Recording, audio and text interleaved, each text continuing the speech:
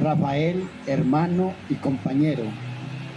Rafael Álvarez Tobón nació el 9 de septiembre de 1952 en Yolombó, Antioquia. Hijo de Rafael Álvarez Tamayo, primo aquí de Don Hugo, y Gabriela Tobón Cárdenas, quienes formaron una familia de 10 hijos en la que Rafael era el séptimo.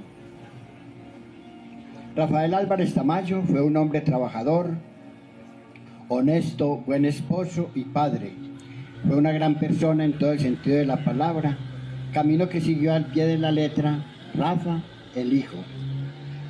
Enamorado del campo, el ganado y los caballos, Rafael heredó del ambiente campesino el amor por los pueblos, así que no paró de recorrerlos.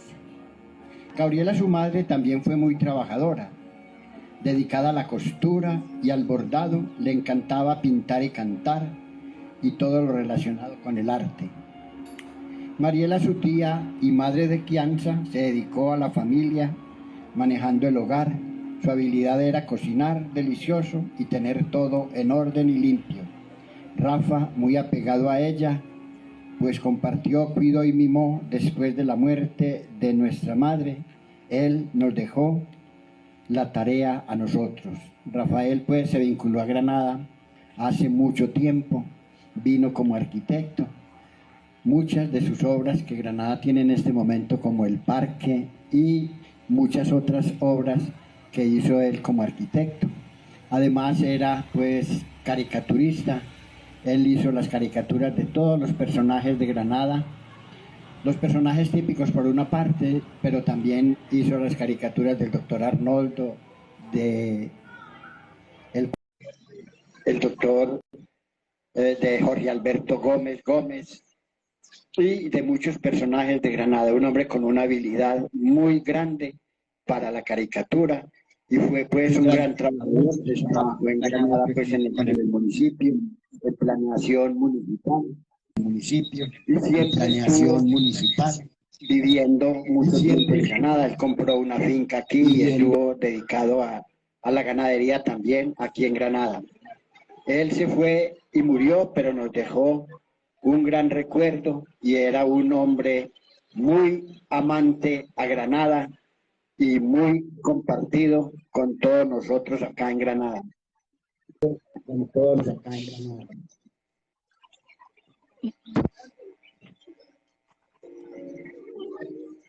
Bueno, Rafael, para muchas de las personas, bueno, Rafael, puede no ser muy conocido, sobre todo para las personas que no han habitado de manera permanente en Granada. Rafael Álvarez estaba aquí en los años 90, ¿no, Mario? Rafael Álvarez está aquí más o menos en los años 90. Además de ser una persona muy amable y muy sencilla, pues era un hombre supremamente trabajador.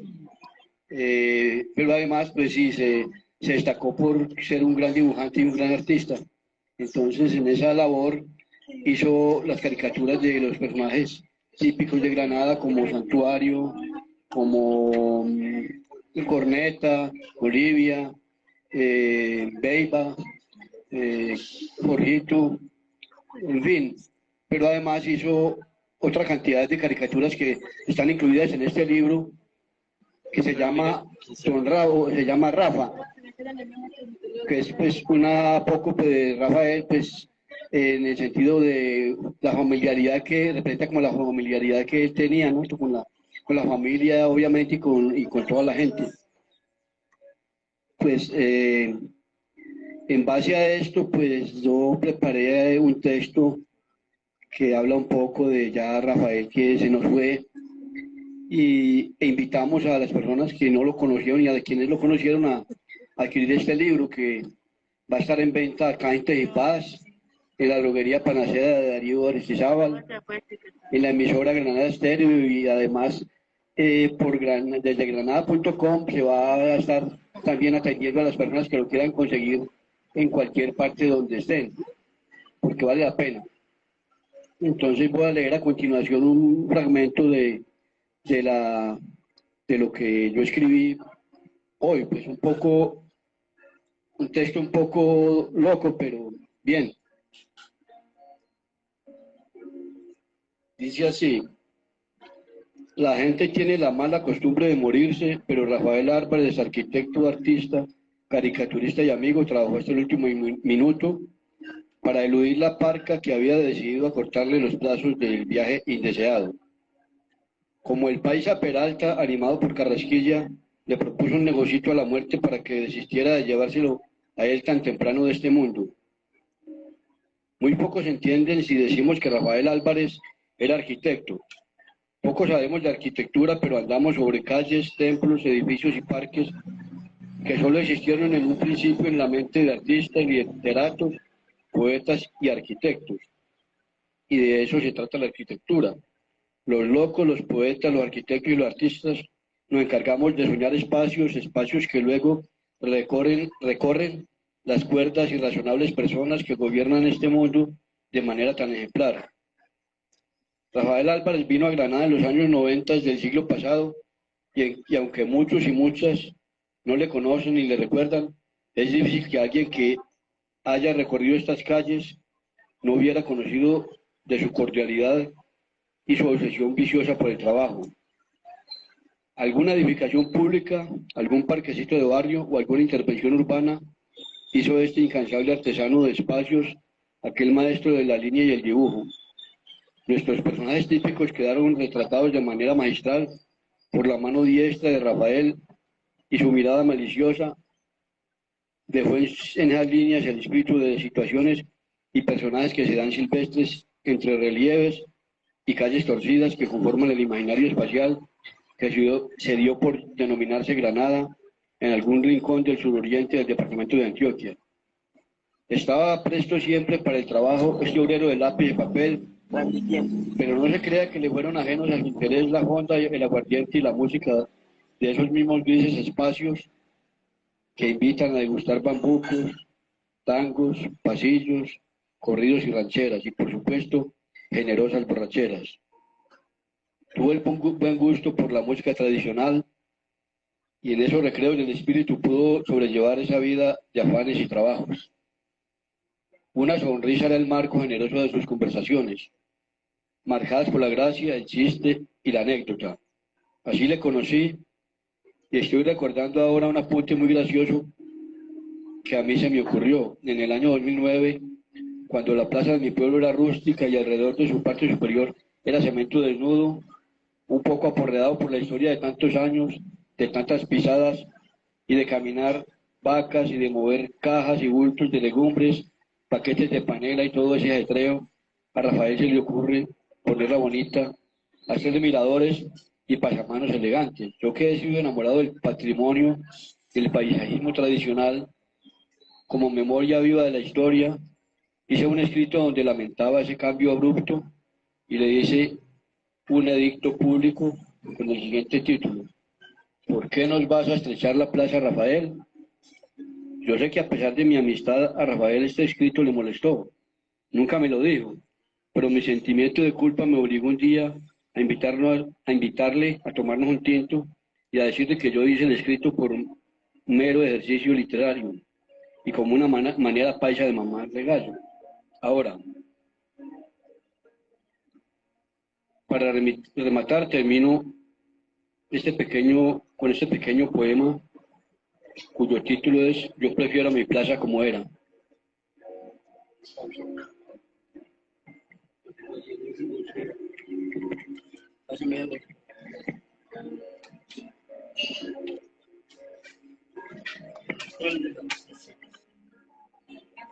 Jaime nos comparte.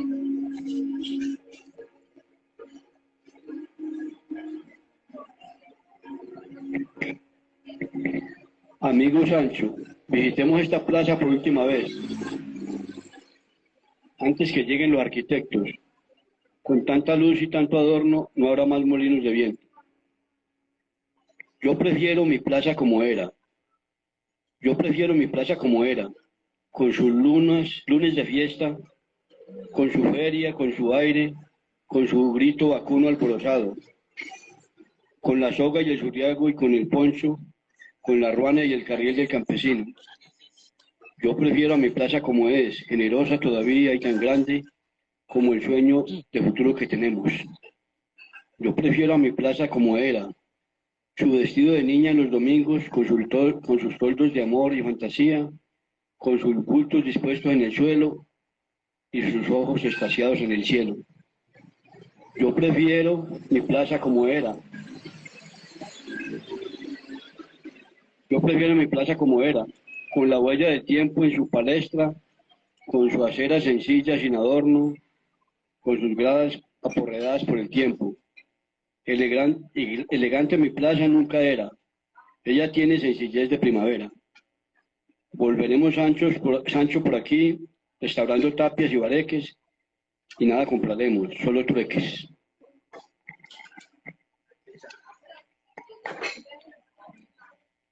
Muchas gracias, Jaime y Mario Gómez, por compartir su experiencia y ese legado que nos deja don Rafael, que es unas caricaturas que cuando uno las observa trae nostalgia, recuerdos, es algo que nos genera toda la tradición de nuestro municipio y cómo somos constructores de diferentes sueños, proyectos, y como lo decía Jaime en su poema, fue un loco soñador donde pudo dejar en nosotros un legado, y este libro nos ayuda a que esa memoria no se pierda. Y en este lugar, como es el Café de la Memoria, Café Tejipaz, donde buscamos esa memoria no solamente de lo que nos ha generado las transformaciones humanas, sociales, sino también nuestras tradiciones, lo que hemos vivido, por ejemplo, en las tradiciones campesinas,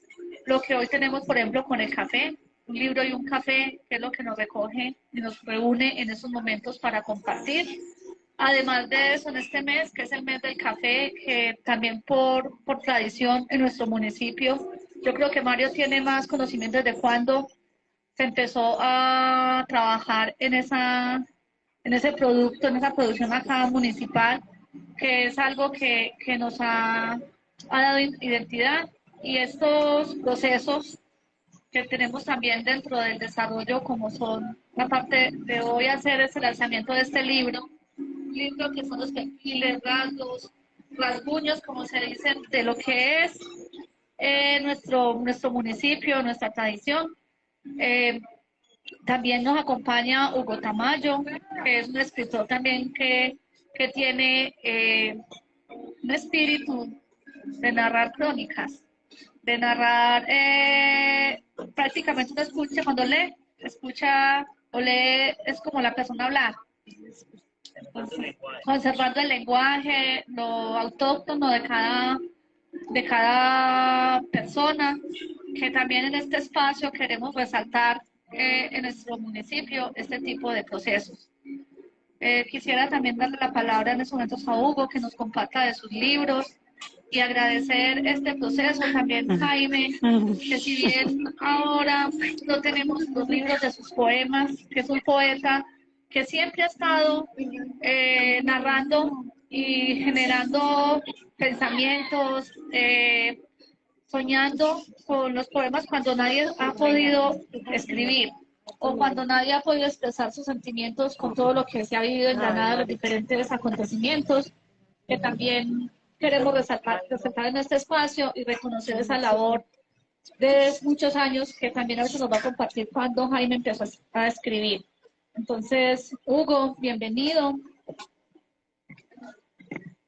Muchas gracias, Claudia. Buenas tardes. Bueno, no, por acá aceptando, y muchas gracias por la invitación a un libro y un café. Ya el café nos estoy tomando ahí mucho rato y los libros están aquí regaditos. No, este mundo de las letras es muy divertido. Acá, afortunadamente, pues existe este espacio donde se puede venir a compartir estos momentos. La poca literatura pues que he leído, que yo en este mundo llevo muy poco tiempo, realmente lo empecé como tarde, no, porque pues en la vida las cosas no van llegando, que hay una forma donde entonces estudio de los 8 años a los 20 para ser un escritor. Unos lo hacen, yo no obedezco a a esa, a esa forma, a ese formato. Yo obedezco a lo que la vida se me va presentando en el momento y eso hago. Y entonces ya al mundo de las letras caí por accidente, como he caído por accidente en todo lo que he hecho en la vida. Solamente, reiteradamente lo he dicho, yo empecé a leer a los 52 años de vida, entonces no es fácil encontrarme con un Mario Gómez, con un Jaime Montoya que llevan leyendo toda una vida y son maestros en ese arte, no. A mí me preguntan por Nietzsche, bueno, un poco de personas, de escritores, que por allá sé que algún momento alguien lo ha mentado, pero no sé nada de ellos. Entonces me tiran polvo. Por ejemplo, qué día yo escribí el segundo libro y se lo regalé a José Carlos Tamayo. Y le pregunté cómo le pareció el libro y él me dijo, no, pues no es un libro kafkiano, pero, bueno, bueno. Él no quiso demeritar mi libro, pero yo kafkiano, entonces cuando yo tenía esposa, pues y venía en el carro con la esposa y le dije a ella que es algo kafkiano. Eso, entonces me dijo ella, seguro de un Kafka que escribe, tampoco sabía, o sea, todos ignorantes en la literatura. Entonces me di a la tarea de preguntar qué es kafkiano y claro, viene esa hecatombe de leer a Kafka, de ver a Kafka, empecé por la Metamorfosis, que es una cosa pequeñita, pero es un infierno que se vive ahí, pues ese con Gregorio Sansa, ese me dejó a mí, y además en ese momento que leí ese libro, yo estaba en un proceso, estaba vendiendo la empresa porque yo no quería,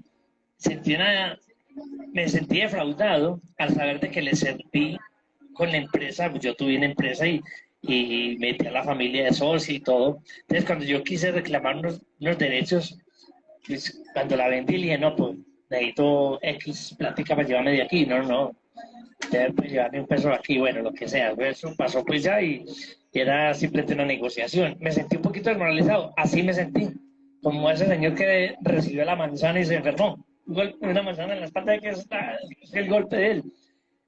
Entonces, como esa experiencia de esa lectura, de ese nombrar Cauca, empezaron a aparecer más palabras en el vocabulario que para mí no era, yo era ajeno a ese vocabulario. Yo no sabía qué era literatura, ni siquiera sabía desglosar esa palabra. Porque cuando escribí el segundo libro, Gardiazabal lo leyó y en Caracol dijo que no era un libro literario. Entonces yo así, ¿cómo así, hombre? Entonces llamé a un amigo y le dije, oiga, venga, ¿qué es un libro literario? ¿Qué es una cosa literaria y qué no es literaria? ¿Qué cubre eso? Y me va explicando por el teléfono, estaba en Bucaramanga y él aquí en Medellín. Me demoró un poco rato a explicarme y yo, ¿qué es las mismas? Porque resulta que cuando ya me meto a este mundo, es vivirla, la literatura es vivirla. Sé que sí tiene una definición, pero creo que cada cual que está en el mundo de las letras tiene una definición para él, que es la literatura. Yo la tengo para mí. Entonces siguen apareciendo palabras, adjetivo, sustantivos, yo no sabía qué eran sustantivos, que yo no me lleno de plata, de negocios. Entonces compraba esto en 100, lo vendía en 100 y me gané el 10%. O compré 1000 por materia prima y hice 100.000, me gané 29.000 pesos. Bueno, por decir, entre ellos ahí no de números. Y yo cambiar de los números, de los negocios, de la empresa, porque era una empresa que estaba pujante, a ponerme a leer a algo que no da dinero, a algo que simplemente le da alguna satisfacción, ¿entiende? Eso a mí me llenó de satisfacción y me puso a ver el mundo de otra forma. Y aquí estoy, por eso me invitaron, porque estoy en las letras. Así es que ahora, si quiere, me pregunta cositas que yo le respondo. Muchas gracias. Jaime.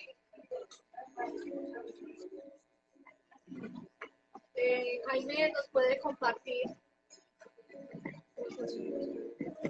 Jaime nos puede compartir un poco también de los poemas que sean, o por lo menos desde que yo soy consciente de lo que siempre he visto los poemas de Jaime en la calle, en un espacio público, o cuando lo recibe en medio de una procesión o de algún evento, que a mí me parece que es una experiencia y un tema que es como la letra en silencio.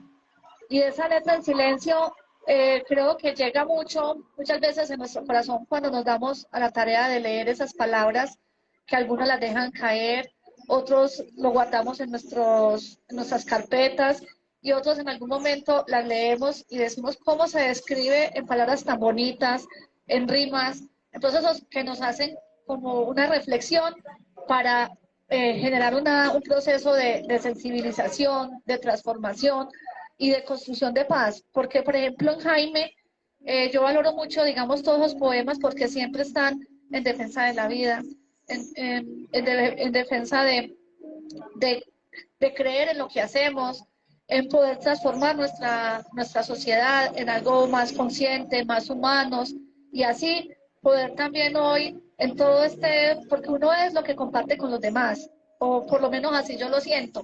Cuando tenemos la oportunidad de compartir, por ejemplo, Mario Gómez, que para mí es mi maestro, que es tener como una enciclopedia y sentarse con él, es tener conversación de todos los temas.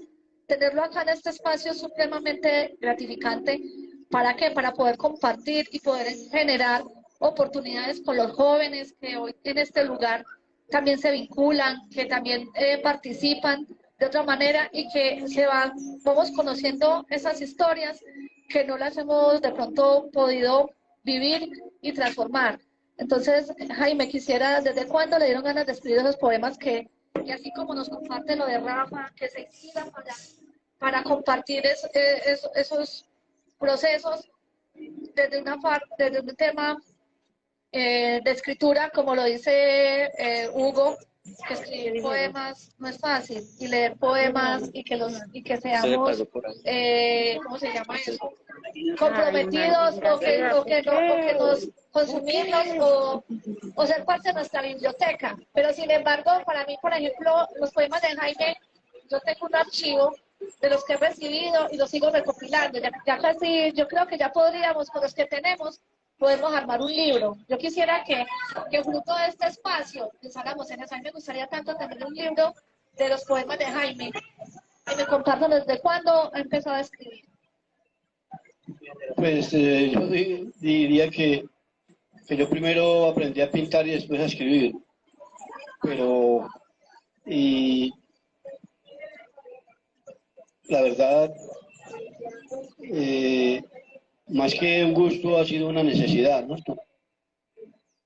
En el sentido de que pues, yo andaba estudiando artes en la Universidad Nacional y mi preocupación era más de pintar, de la fotografía, de la escultura, pero estábamos llegando alrededor de los años 2000 con una andanada de violencia en este país que llegó a afectar gravemente a Granada y a todo este oriente antioqueño, y no digamos que al oriente de Antioquia y a todo el país, ¿no? Pero la misma universidad no fue ajena a esa violencia, pues murieron muchos profesores y sindicalistas, en fin, cantidad de, pues es que en ese país que no ha sido víctima de la violencia, es una cosa casi que reiterativa en la historia, la violencia, ¿no? Entonces, ¿qué produce la violencia? La violencia produce miedo y silencio, ¿no? Entonces, ¿cuál era la necesidad ante ese miedo y ese silencio? Volver a rescatar la palabra, ¿no? Que hablar era complicado. Entonces, por lo menos que la gente volviera a leer, al menos a expresarse a través de lo que otra persona dice, y digamos que a partir de esa violencia que se concentró a los finales del año 2000, yo escribí un primer poema después de la toma del 6 y 7 de diciembre, que simplemente la titulo Madre Mía Granada, porque realmente los que nacemos en estos pueblos, casi que podemos decir que nuestra madre es el territorio, ¿no? Nuestro espacio, nuestra historia, ¿no?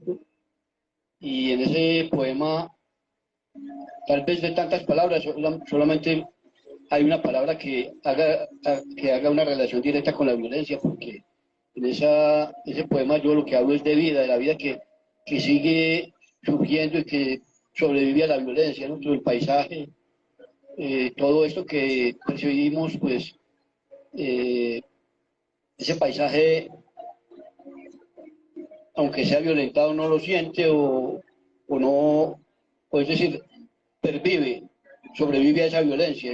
Entonces ese fue el mensaje, pero a partir de ahí, pues en ese mismo año y antes ocurrió la masacre del 3 de noviembre, que era difícil abordar ese tema de la muerte como se produjo ese 3 de noviembre, que ni en imágenes se ha podido poner en el sable nunca más, porque son imágenes, las imágenes de una masacre no son ni siquiera narrables, y mucho menos fotografiables, porque eso que queda ahí no puede quedar sino en la mente, porque cualquier imagen que se exponga ofende la memoria, porque las personas víctimas de esa masacre y de otras masacres, pues no puede hablar sino de esos nombres y de las personas, porque las imágenes no.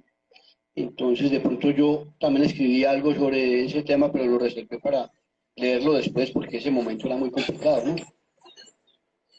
Y así seguí escribiendo sobre esa temática. Cuando el 13 de noviembre muere Jorge Alberto Gómez, que era una muerte que afectó mucho a la población de Granada, por cuanto era un líder muy joven y muy entrañable en la vida de los granadinos, Jorge Alberto Gómez. 8 días después se hizo una manifestación que hubo que hacerla con las matronas de la tercera edad, vestidas de blanco, porque nadie más se atrevía a movilizarse en medio de ese terror de la guerra, ¿no es esto? Entonces yo, por ejemplo, para ese día preparé un manifiesto que lo hice a nombre de todos los granadinos, se llama De Granada Manifiesto por la Paz.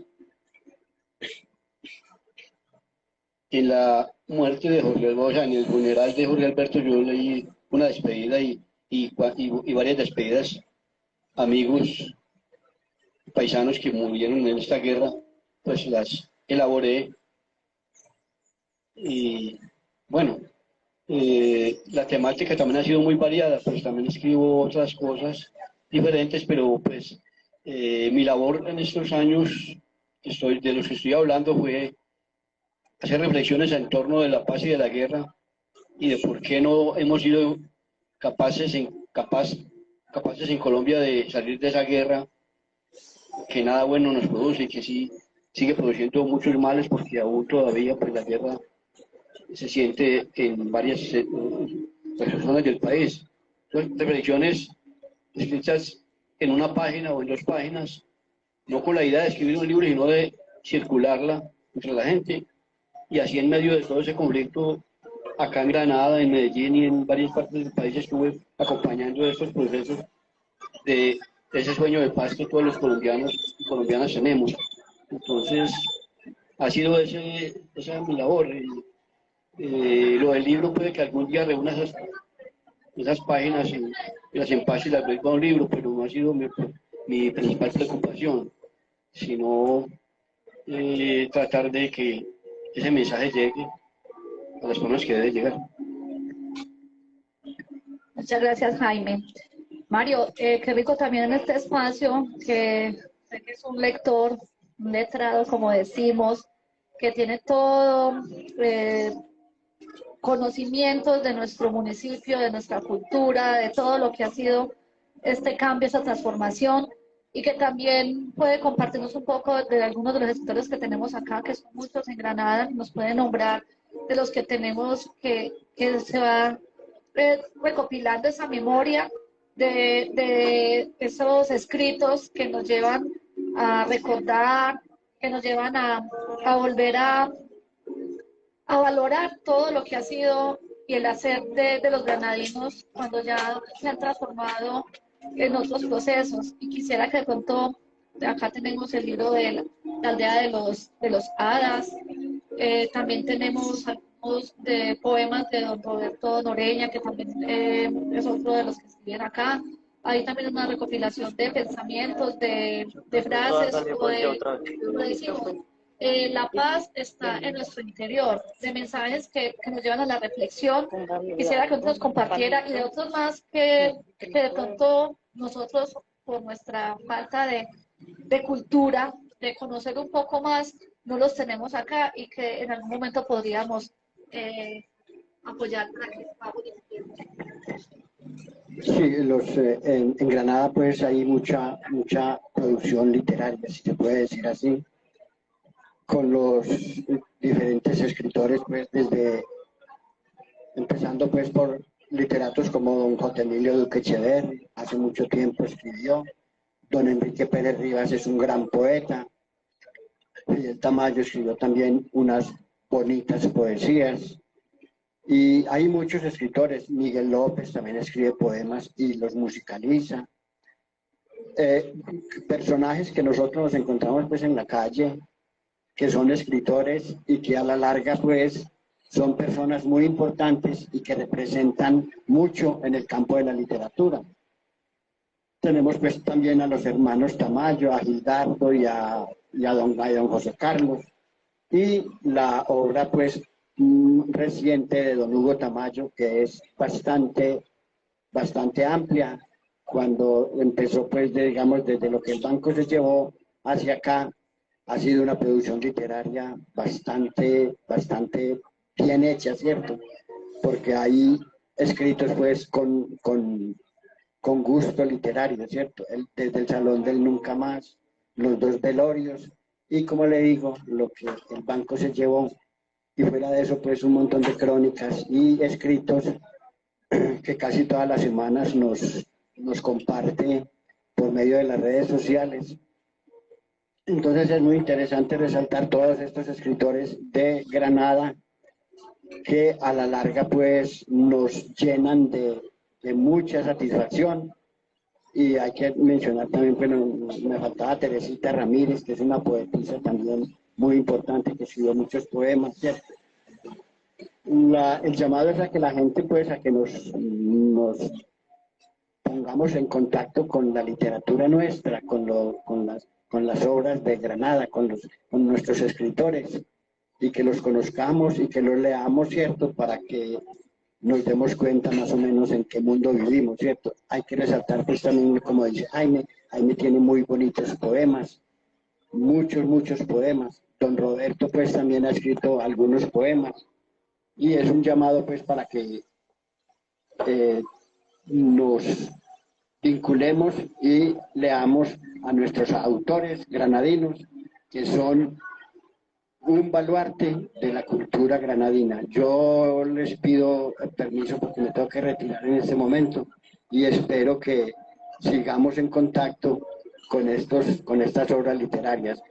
Hay que resaltar también la obra pues, de don Gildardo Tamayo, que fuera de la aldea de las hadas y los héroes, él tiene muchos cuentos y muchas otras escritos que también son muy importantes, y es un hombre pues con un concepto literario bastante importante, ¿cierto?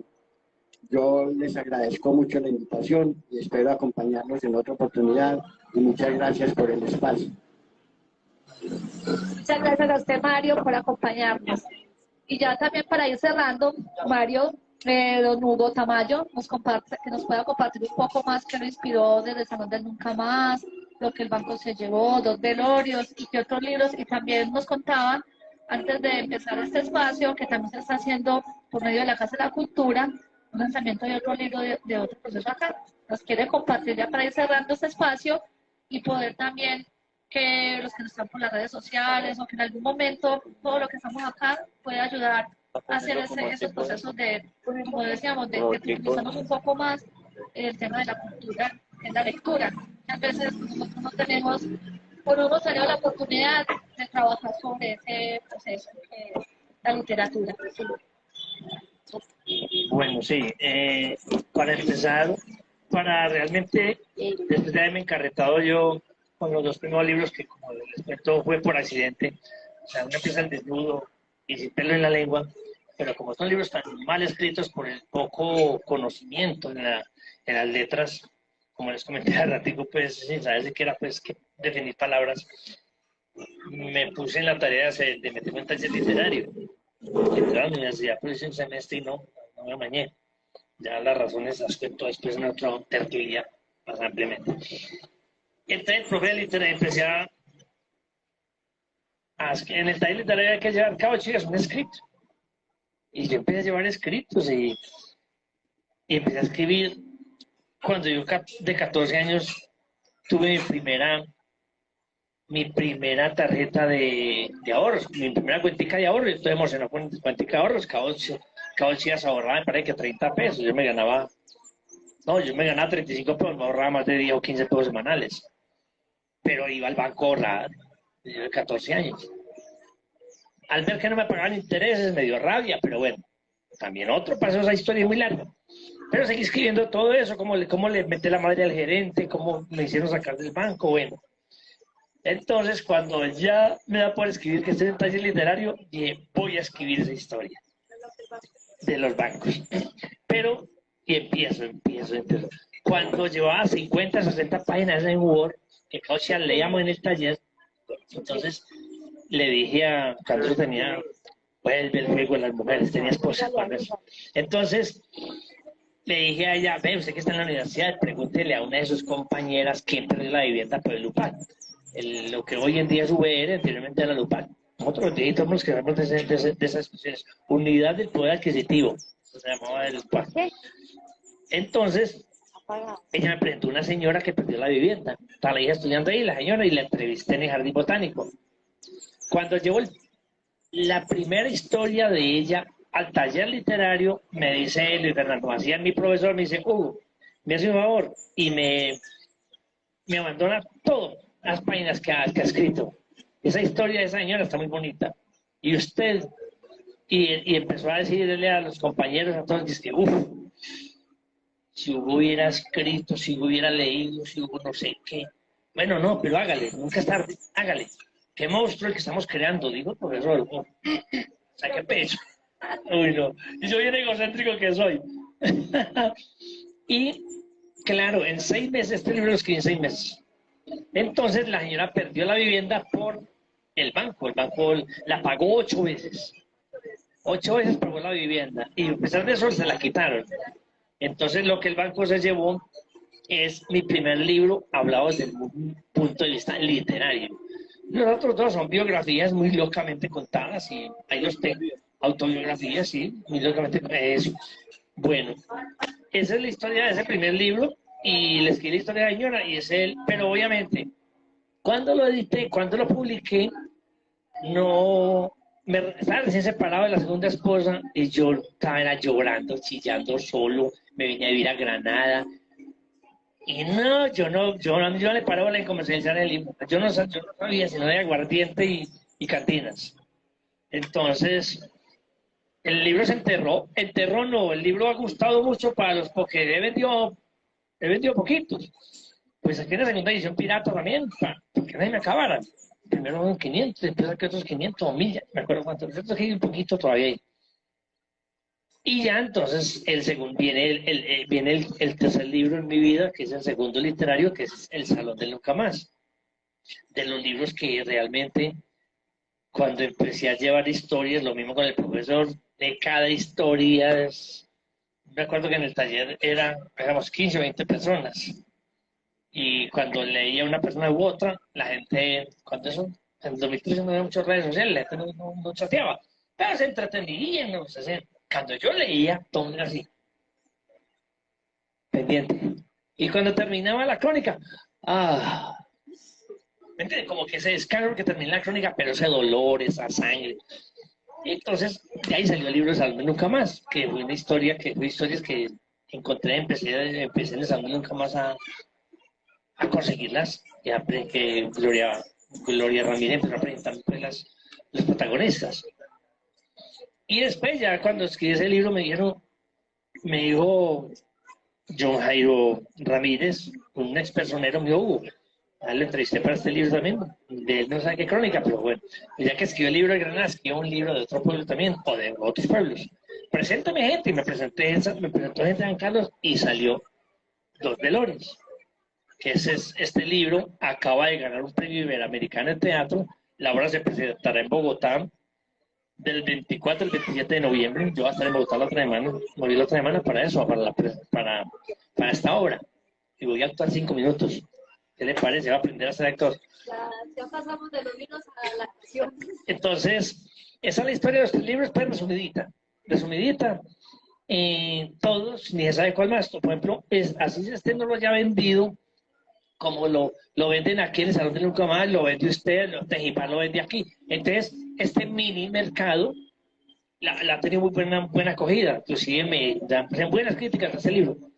Y sino que algún día me lo pidió un canal de televisión, se lo mandé de muestra para una novela, para una serie.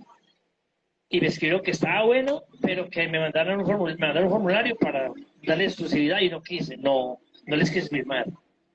Entonces porque me asesoró un señor, un productor de televisión me dijo, ya comenté, ahí en el Guanábano, ahí donde se edita el Universo Centro, el periódico Universo Centro, que aquí a veces viene, me dijo, Hugo, si usted le firma a ellos eso, como está rajando los bancos, como está rajando el sistema, Caracol o RCN, ¿qué hace? Compra los derechos y se lo engavetan y muere el libro, y muere la historia. Entonces no quise firmar ningún documento para ningún medio. Algún día de pronto por otro medio, no sé, pero sí, eso se ve en la historia, ese libro hace llorar. Y así como todos. Con este me he ganado 2 premios de periodismo. El primero para la edición del libro y el segundo mandé una crónica aquí que se llama Tomas a ganar, la voz de Alberto, el de la ambulancia. Me ganó un premio de periodismo. Bueno, tercer puesto, pues que tercer puesto para uno. Tercer puesto de premio de periodismo. Para uno que no es periodista, para mí es como liberado Nobel. Entonces, ahí vamos en la literatura. Y a Jaime le cuento, Jaime fue compañero mío de toda la escuela y él me hacía los dibujos en segundo, tercer, cuarto de escuela. Me acuerdo una vez me dibujó una vaca, que yo no era capaz de dibujarla. Él me decía los dibujos. Él y Gustavo el Monito. Acuérdate de Gustavo el Monito, el que Chuchamona, que aquí arriba. Él también dibujaba muy bonito. No sé qué se hizo él. Entonces, él como quería recordar ese anécdota con Jaime, que Jaime siempre fue muy benévolo conmigo en la escuela, porque tenía una profesora muy dura conmigo y él era muy querido conmigo porque él me pegaba a la profesora.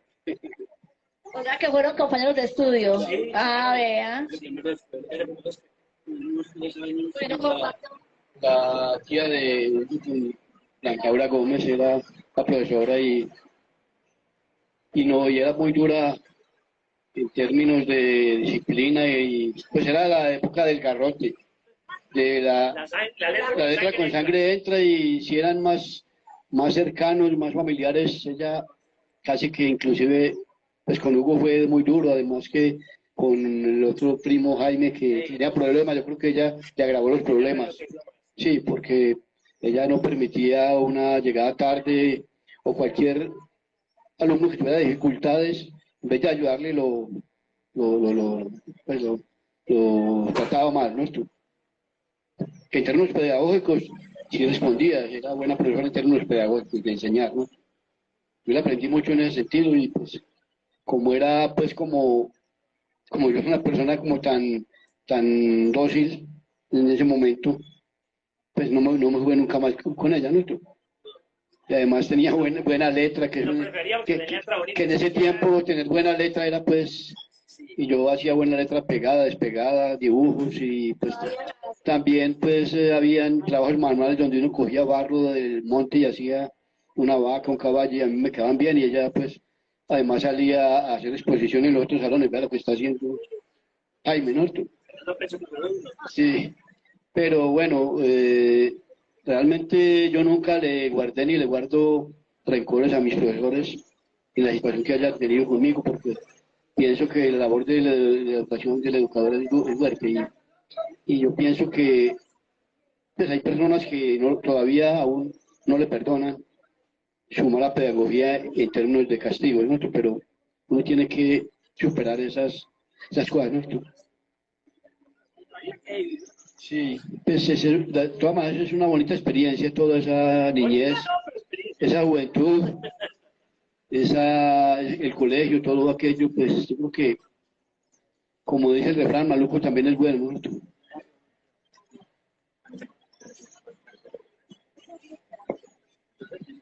Bueno, entonces agradecerles por compartir esas experiencias, esas anécdotas. Y bueno, muchas gracias y que en este espacio, todos estos libros y los que estén por llegar de las personas que están también inspirándose para escribir, es un espacio también para eso. Muchísimas gracias, Hugo, muchas gracias, Jaime, y bueno, nos veremos en otra ocasión. Bye.